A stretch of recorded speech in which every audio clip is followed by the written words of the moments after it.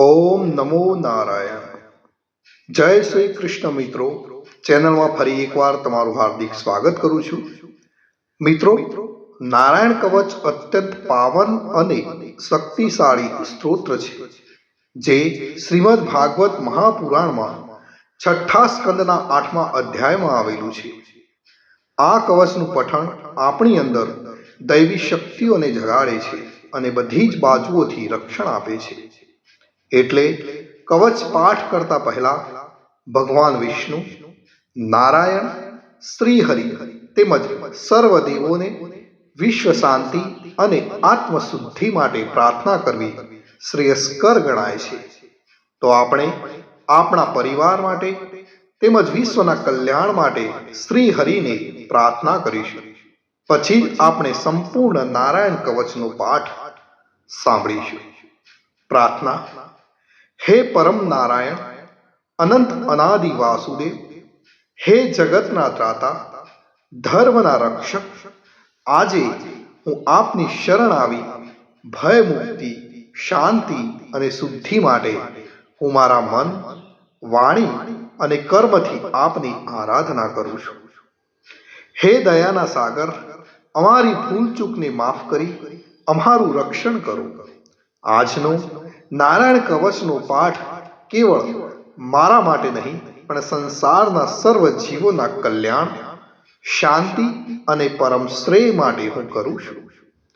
હે હરિ, મારી આંતરિક અને બાહ્ય દુઃખોનો નાશ કરો, મને સત્પથ પર ચલાવો અને મારું મન હંમેશા આપના ચરણોમાં અડગ રહે એવી કૃપા દ્રષ્ટિ કરો.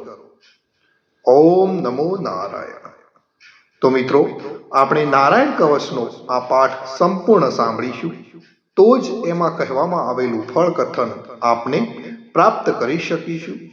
તો આપણે નારાયણ કવચ સાંભળતા પહેલા કોમેન્ટની અંદર જય શ્રી કૃષ્ણ લખીશું અને ત્યાર પછી આપણે સંપૂર્ણ નારાયણ કવચનો પાઠ સાંભળીશું. અને સાંભળ્યા પછી પણ આપણા જે પણ મિત્રો હોય એમને પણ જરૂરથી શેર કરીશું. તો મિત્રો, ચાલો આપણે શરૂ કરીએ છીએ નારાયણ કવચનો પાઠ. શ્રીમદ ભાગવતના 6ઠ્ઠા સ્કંદના 8મા અધ્યાયમાં શ્રી નારાયણ કવચ ત્વષ્ટા ઋષિના પુત્ર વિશ્વરૂપ ઇન્દ્રને કહે છે. વિશ્વરૂપ કહે છે, જ્યારે ભયનો સમય પાસે આવ્યો હોય ત્યારે મનુષ્ય હાથ પગ ધોઈ આચમન કરી ઉત્તર દિશા તરફ મુખ રાખી નારાયણ કવચનો પાઠ કરો. જ્યારે ભય આવે ત્યારે શ્રી નારાયણ રૂપ નામનું બખ્તર ધારણ કરવું. ગરુડની પીઠ પર ચરણ કમળ ધારણ કરનારા, 8 સિદ્ધિઓ વાળા, 8 બાહુઓ વાળા અને તે 8 બાહુઓ વિશે શંખ, ચક્ર, ઢાલ, ગદા, બાણ, ધનુષ તથા પાસને ધારણ કરનારા શ્રીહરિ મારી સર્વ પ્રકારે રક્ષા કરો. જળમાં મત્સ્ય અવતારધારી ભગવાન, જલતંતુઓથી તથા વરુણના પાસથી મારી રક્ષા કરો. માયાથી પટુક બનેલા વામનજી, સ્થળમાં મારી રક્ષા કરો. શ્રી વિશ્વરૂપ ત્રિવિક્રમ ભગવાન, આકાશમાં મારી રક્ષા કરો. જેના અઠાસ્યથી દિશાઓ ગાજી ઉઠી હતી અને ગર્ભિણીઓના ગર્ભ પડી ગયા હતા, તેવા નૃસિંહ ભગવાન, દુર્ગ, વન અને યુદ્ધ ભૂમિમાં મારી રક્ષા કરો. પોતાની દાઢથી પાતાળમાંથી પૃથ્વીનો ઉદ્ધાર કરનાર ભગવાન, યજ્ઞ મૂર્તિ વરાહ, માર્ગમાં મારી રક્ષા કરો.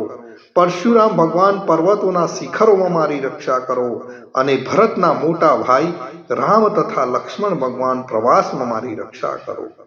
ઉગ્ર ધર્મ અને પ્રમાદથી નારાયણ ભગવાન મારી રક્ષા કરો.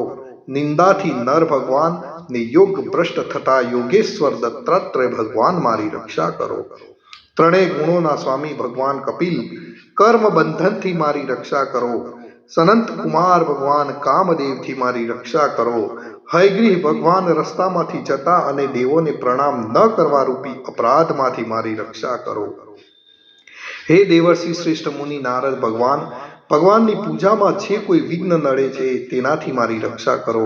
અને કૂર્મ અવતાર શ્રી હરિ, સર્વ પ્રકારના નરકમાંથી મારી રક્ષા કરો. અયોગ્ય ખોરાકથી ભગવાન ધન્વંતરી મારી રક્ષા કરો. જીતેન્દ્રિય ભગવાન ઋષભદેવ કામ ક્રોધ આદિના ભયમાંથી મારી રક્ષા કરો. યજ્ઞ અવતારી ભગવાન લોક અપવાદથી મારી રક્ષા કરો. બલભદ્ર ભગવાન મનુષ્ય તરફથી થનારા ઉપદ્રવોમાંથી મારી રક્ષા કરો. અનેક ક્રોધાવેશ સર્પગણોથી શેષ ભગવાન મારી રક્ષા કરો. ભગવાન વેદવ્યાસ અજ્ઞાનથી મારી રક્ષા કરો. આ પાખંડીઓના ટોળામાંથી ભગવાન બુદ્ધ મારી રક્ષા કરો. ધર્મની રક્ષા કરવા માટે અવતાર લેનાર ભગવાન કલ્કી કાળના મૂળ રૂપ એટલે કે આ કળિયુગથી મારી રક્ષા કરો. હે કેશવ ભગવાન પ્રભાતમાં ગદાથી મારી રક્ષા કરો. હે વેણુધર ભગવાન ગોવિંદ આ સંકટ કાળમાં મારી રક્ષા કરો. ઉદાર શક્તિ નારાયણ ભગવાન પ્રાહન કાળમાં મારી રક્ષા કરો.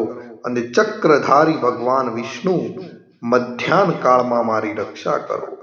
મધુ દૈત્યને મારનાર ઉગ્ર ધનુર્ધારી ભગવાન વિષ્ણુ ત્રીજા પહોરમાં મારી રક્ષા કરો. બ્રહ્મા વિષ્ણુ અને રુદ્ર ત્રણ મૂર્તિવાળા ભગવાન માધવ સાય કાળમાં મારી રક્ષા કરો. ઇન્દ્રિયોના સ્વામી ઋષિકેશ ભગવાન પ્રદોષ કાળમાં મારી રક્ષા કરો. પદ્મનાભ ભગવાન કેવળ એક અર્ધ રાતથી પહેલાના કાળમાં અને અર્ધ રાતે મારી રક્ષા કરો. શ્રી વત્સ સિંહધારી ભગવાન એવા ઈશ શ્રી વિષ્ણુ પાછલી રાતે મારી રક્ષા કરો. તલવારધારી ભગવાન જનાર્દન મળ સકામાં મારી રક્ષા કરો. દામોદર ભગવાન સંપૂર્ણ સંધ્યાઓમાં મારી રક્ષા કરો. કાળ મૂર્તિ ભગવાન વિશ્વેશ્વર સૂર્યોદય પહેલાના કાળમાં મારી રક્ષા કરો. હે પ્રલય સમયના અગ્નિ જેવી તીક્ષ્ણ ધારવાળા ચક્ર વાયુવાળા અગ્નિથી જેમ સૂકું ઘાસ બળીને ભસ્મ થાય તેમ અમારી શત્રુ સેનાને ભસ્મ કરો. હે વ્રજના જેવા તીક્ષ્ણ સ્પર્શવાળા તણખાઓથી ભરેલી ગદા તમે ભગવાનને પ્રિય છો. તમે કુષ્માંડ યક્ષ રાક્ષસ ભૂત તથા ગ્રહોનો ભૂક્કો કરી નાખો તથા મારા શત્રુઓના ચૂરે ચૂરા કરી નાખો. હે પંચજન્ય શંખરાજ તમને કૃષ્ણ ભગવાન ફૂંકીને ભયંકર શબ્દ કરે છે અને તેનાથી શત્રુઓના હૃદય કંપે છે. હે પંચજન્ય શંખરાજ તમે રાક્ષસો પ્રમથો પ્રેતગણ માતૃકાગણ પિશાચ બ્રહ્મ રાક્ષસ બીજા તથા ઘોર દ્રષ્ટિવાળાઓને નસાડી મૂકો. હે તીક્ષ્ણ ધારવાળી તલવાર તમે ભગવાનના હસ્ત દ્વારા પ્રેરાઈને મારા શત્રુઓના સૈન્યને કાપી નાખો. હે સેંકડો ચંદ્ર જેવા મંડળ સમાન ઢાલ તમે શત્રુઓની આંખોને ઢાંકી દો તથા પાપી નજરવાળાઓની પાપ દ્રષ્ટિને હરી લો. અમને ગ્રહોથી કેતુઓથી મનુષ્યોથી સર્પોથી દાઢવાળા પ્રાણીઓથી તથા પાપોથી જે ભય થાય છે તે સૌ તથા જેવો અમારા સુખમાં વિઘ્ન કરનાર છે તે સર્વે ભયો ભગવાનના નામરૂપ અસ્ત્રના કીર્તનથી જ તુર્ત જ નાશ પામો. વૈદિક સ્ત્રોતોથી સ્તુતિ કરાયેલા વેદમય તથા સમર્થ ગરુડ ભગવાન સર્વ સંકટોમાં મારી રક્ષા કરો તથા વિશ્વસેન ભગવાન પણ પોતાના નામો લેવા વડે સર્વ સંકટોમાંથી મારી રક્ષા કરો. શ્રી હરિના નામ રૂપ વાહન અને આયુધો સર્વ દુઃખોમાંથી મારી રક્ષા કરો. ભગવાનના મુખ્ય પાર્ષદો અમારી બુદ્ધિ ઇન્દ્રિય મન તથા પ્રાણની રક્ષા કરો. આ સાકાર નિરાકાર જે કઈ જગત છે સર્વ ભગવાનનું જ સ્વરૂપ છે. આ સત્યથી મારા સર્વ ઉપદ્રવો નાશ પામો. અભેદ દ્રષ્ટિવાળા મનુષ્યોને ભગવાન પોતે ભેદ રહિત જોવામાં આવે છે તો પણ તે પોતાની માયાથી આભૂષણો આયુધો તથા ચિહ્ન નામની શક્તિઓને ધારણ કરે છે. તે સત્ય પ્રમાણ વડે જ સર્વજ્ઞ તથા સર્વવ્યાપક ભગવાન શ્રી હરિ સર્વ પ્રકારના રૂપો વડે સર્વદા અમારી રક્ષા કરો. શ્રી નૃસિંહના નામથી જ જળ વાયુ અગ્નિ આદિનો પ્રભાવ પોતાના તેજથી દૂર કર્યો છે.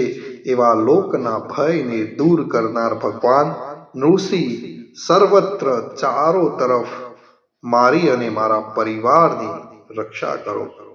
મિત્રો, નારાયણ કવચનું ફળ કથન વિશ્વરૂપ કહે છે કે હે ઇન્દ્ર, આ નારાયણ કવચ તમારી આગળ કહ્યું જે ધારણ કરવાથી તમે શ્રમ વિના અસુરોના અધિપતિઓને જીતશો. આ નારાયણ કવચને ધારણ કરનારો મનુષ્ય નેત્રથી જેના તરફ જુએ અથવા તો પગ વડે જેને જેને અડકે તે તુરત જ બધા જ ભયમાંથી છૂટે છે. આ નારાયણ કવચ ભણનાર પુરુષને કોઈ દિવસ રાજાઓ તરફથી, ચોર તરફથી, ગ્રહો થકી, વ્યાઘ્ર આદિ તરફથી તથા બીજા કોઈ તરફથી કોઈ પણ પ્રકારનો ભય રહેતો નથી. તો મિત્રો, આ હતું આપણું નારાયણ કવચ. ભગવાન સર્વનું રક્ષણ કરે એવી જ મારી પ્રાર્થના છે.